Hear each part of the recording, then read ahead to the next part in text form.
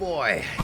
2 months later, and we're back. Welcome to a brand new year of rapid fire skin review, everyone. You may have noticed I skipped out on the past couple releases, partly due to a certain event in Riot's industry, but also because the Lunar New Year has been frankly ridiculous. The 2 patches worth of skins we've been getting each year was plenty enough already, but now we're at 4. 6 if you count Wild Rift. And also, yes, unlike La Lucian, I'm telling you fellas right out the gate, rapid fire skin reviews for Dragonmancer and Primal Ambush aren't happening. For Primal Ambush, it's because it felt disrespectful at the time, and now I've kind of missed my window to upload it. You're a little late. And for Dragonmancer 3.0, it's simply because I don't care. Heavenscale, then, from what I can gather, considering the wiki is empty, is more of a mythological take on the Lunar New Year, where ancient dragon deities take on human disguises and join the New Year's festivities of the mortals below. At least it's a nice excuse for why in the year of the dragon, A-Soul wasn't included. But hey, at least he got a nice Wild Rift exclusive skin, and is rumored to be a part of the upcoming Porcelain 2.0.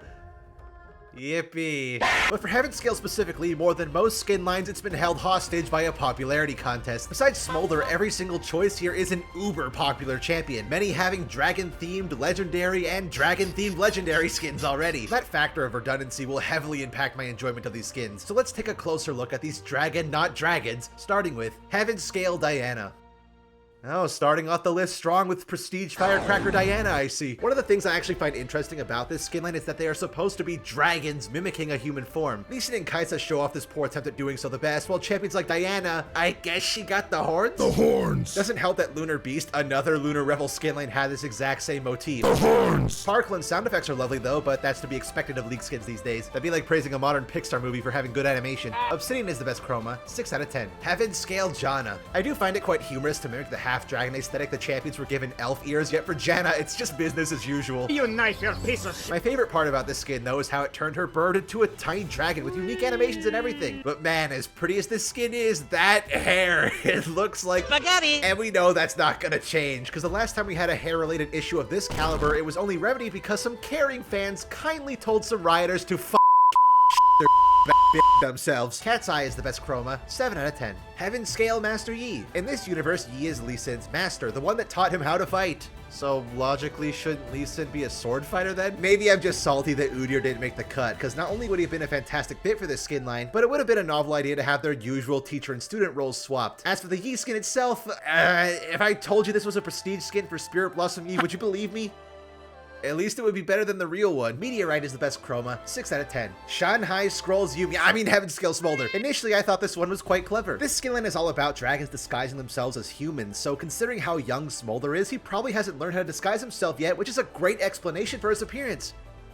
Or he just forgot, I guess. The Guardian Lion inspiration is heavy here, and actually makes the disgustingly flattened face and bat ears of base Smolder a little less uncanny. The wings, though, the clouds are cute, but it really does feel like the designers really had to try to make this clearly Western-inspired dragon somehow look more Eastern. As far as launch skins go, it's usually a lot worse than this. Good job, Spyro. Pearl is the best chroma, 7.5 out of 10. Heavenscale Kaisa. Alright, Kaisa, how does it feel to not just get 1, not 2, but 3 Lunar Revel skins all at the same time? Champion favoritism doesn't exist. What are you talking about? And yet, in a bizarre twist of fate, I actually think Kaisa should have been the legendary skin here. You what? Her evolved mechanic has been criminally underutilized over her existence. I barely even noticed which abilities have evolved half the time. So here, what if you made that a core feature of a legendary skin, each evolution turning her more draconic? Realistically, this could work for Kha'Zix as well, but they already tried turning him into a Lunar New Year dragon and it didn't go very well. As is Heavenscale Kaisa.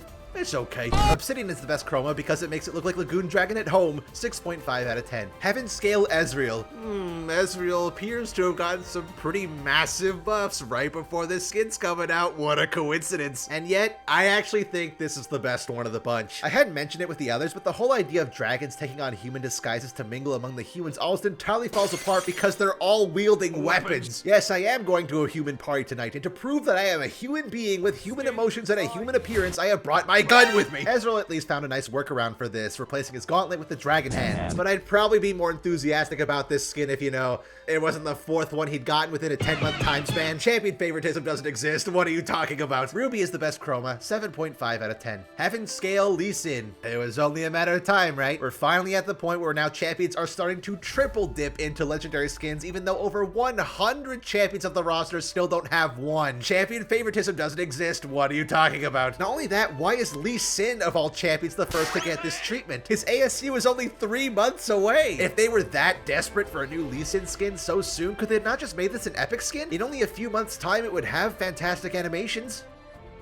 Honestly, probably better animations than the legendary skin has. It's visually sloppy, utterly redundant, and the icing on the cake, a mythic scam to go along with it. I like money. Lustrous is the best chroma, 4 out of 10. Overall, Heavenscale gets a 6 out of 10. Above any other in recent memory, this bunch really feels like it was just a mad dash to cram as many of the most popular champions to one skin lane as possible. Whether they actually fit the thematic or were in need of a new skin in general is a problem for another year. But those are my thoughts. What do you fellas think of Heavenscale? Do you agree with my takes, or perhaps they're suited just to your fancy? Be sure to let me know down in the comments below. Till next time though, fellas, we take a look at the 4th Lunar Revel skin for this year, Porcelain 2.0.